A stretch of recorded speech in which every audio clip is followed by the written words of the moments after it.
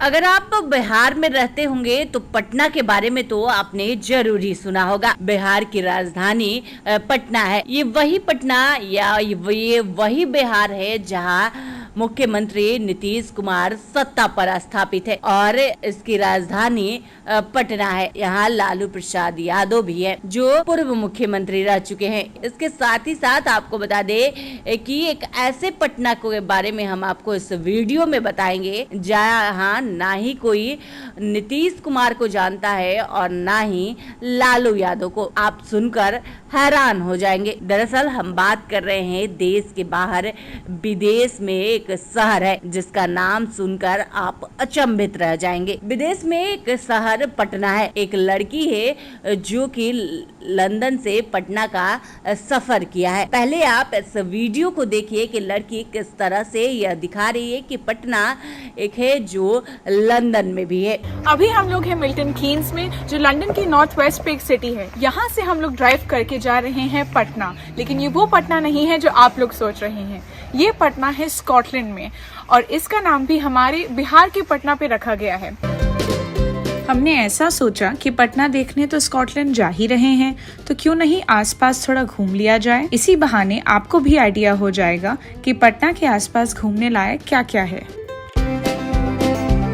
Milton Keynes से पटना की drive लगभग 6 घंटे की है, बट हम लोगों को 7 से 8 घंटे लग गए थे क्योंकि हम आराम से ढाबे पे रुकते हुए आए थे। यहाँ यूके के हाईवेज पे हर 20 से 30 मिनट की दूरी पर प्रॉपर ढाबा होता है जिसको सर्विसेज कहते हैं। Petrol pumps, restaurants, coffee shops, सब कुछ होता है यहाँ।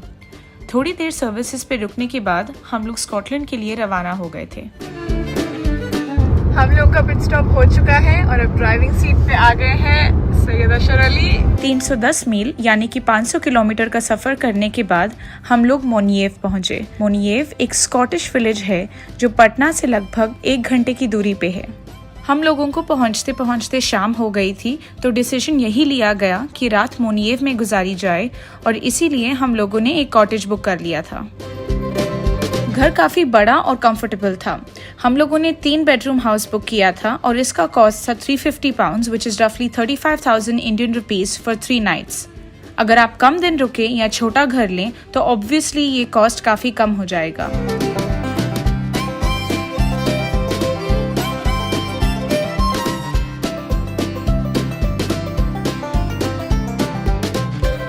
रात कंफर्टेबली गुजारने के बाद अगले दिन हम लोग पटना के लिए निकल गए थे।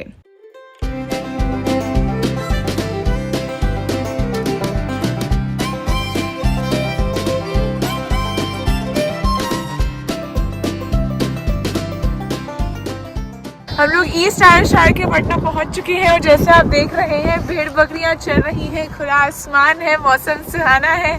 आइए और दिखाते हैं। पटना ईस्ट आयरशायर में एक गांव है जिसमें लगभग 2000 लोग रहते हैं।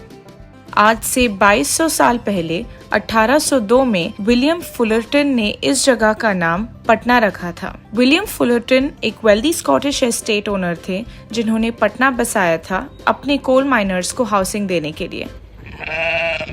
और ये नाम पटना उन्होंने बिहार के पटना के नाम पे ही रखा था। विलियम फुलरटन के फादर ब्रिटिश आर्मी में सोल्जर थे और उनकी एक पोस्टिंग पटना बिहार में भी थी। ऐसा माना जाता है कि विलियम फुलरटन का बचपन बिहार वाले पटना में गुजरा था और उसी की याद में उन्होंने अपने स्टेट का नाम पटना रखा। दोनों पटना एक दूसरे से बहुत अलग हैं, बट फिर भी कुछ सिमिलैरिटीज हैं। दोनों के पास एक स्कूल है जिसका नाम सेंट जेवियर्स है और दोनों पटना के पास एक नदी भी है। एक के पास गंगा और दूसरे के पास डून। अपने बिहार में शायद ही किसी को पता होगा कि स्कॉटलैंड में एक पटना है, बट यहाँ सबको मालूम है कि बिहार में पटना है और बाकायदा यहाँ स्कूलों में बच्चों को ये पढ़ाया जाता है। थोड़ी बहुत फोटोज खींचने के बाद हम लोगों को भूख लग गई और हम लोग निकल गए कोई बिहारी रेस्टोरेंट खोजने। हम लोग उम्मीद कर रहे थे कि कहीं पूरी सब्जी या जलेबी मिल जाए। ऑथेंटिक बिहारी तो नहीं, बट हमें एक देसी रेस्टोरेंट मिल गया। अभी हम लोग यहीं से गुजर रहे थे तो हमको कैफे इंडिया नजर आया, तो हमने सोचा थोड़ा खाना पीना हो जाए, भूख लगी है थोड़ी सी। हम लोग एक्चुअली पटना से हैं। इंडिया। हाँ। Oh my God.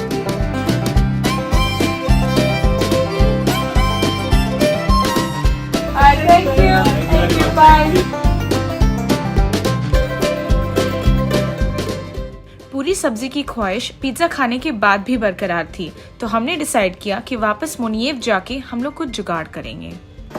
आटा है। Kind of self-raising flour used for cake. We'll make puri with it. तो इससे पूरी बन जाएगी।